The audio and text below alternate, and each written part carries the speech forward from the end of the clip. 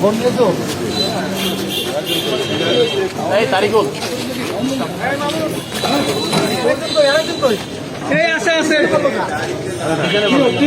নিয়ে আসলে কোনো কাজই হবে না। আমার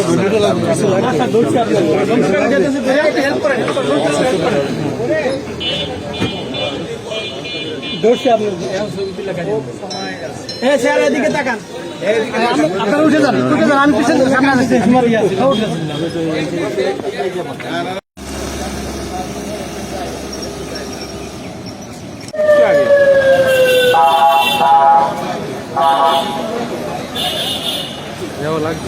প্রকল্পের কাজটা করে প্রায় 2000 কোটি লোপাটের একটা অভিযোগ দুর্নীতি দমন কমিশন পিরোজপুর জেলা কর্তৃক অনুসন্ধান করা হয়।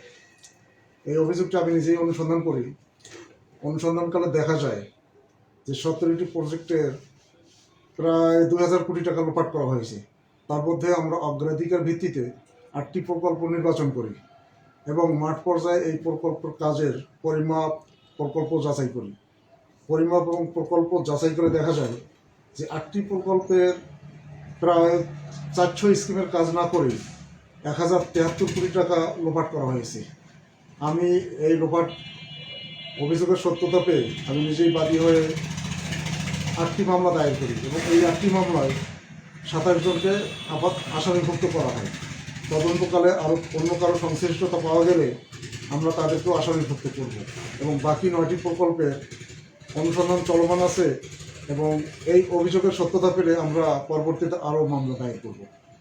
এই পর্যন্ত আমার কাছে এটা অবাক করার মতো ঘটনা যে এলজিইডি নির্বাহী প্রকৌশলী এলজিইডি তার মনের মাধুরী মিশায়ে অনুমোদিত প্রকল্প ছাড়াই ইচ্ছামাফিক প্রকল্পের বিল প্রস্তুত করে অ্যাকাউন্টস অফিসে দাখিল করে, আর জেলা হিসাবরক্ষণ অফিস কার্যাদেশ ছাড়াই এমবি এবং অন্যান্য ডকুমেন্ট ছাড়াই তারা ইচ্ছামাফিক বিল পরিশোধ করে এবং চেক প্রদান করে।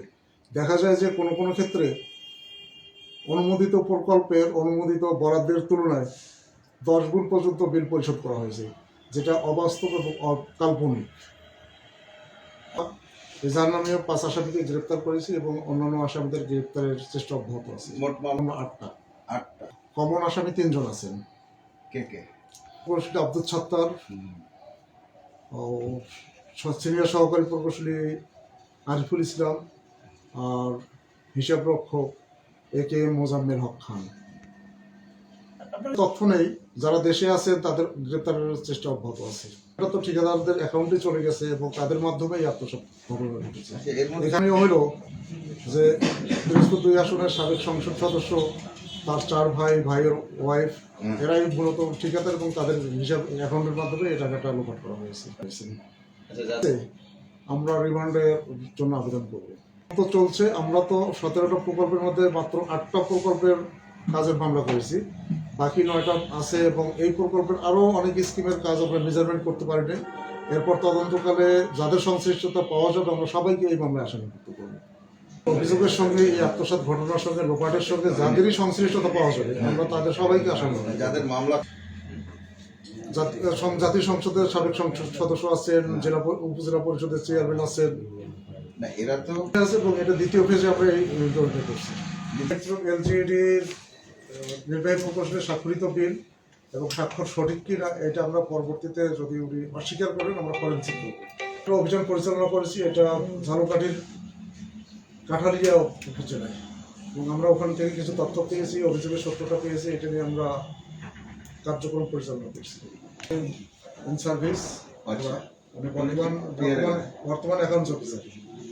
আমি একজন মাঝে মাঝে আসেন, মাঝে মাঝে এই অভিযোগের সঙ্গে সংশ্লিষ্ট প্রমাণ পাওয়া গেছে, সত্যতা পেয়ে আমরা মামলা দায়ের করছি এবং মামলার আসামি হিসেবে আমরা তাকে জেলা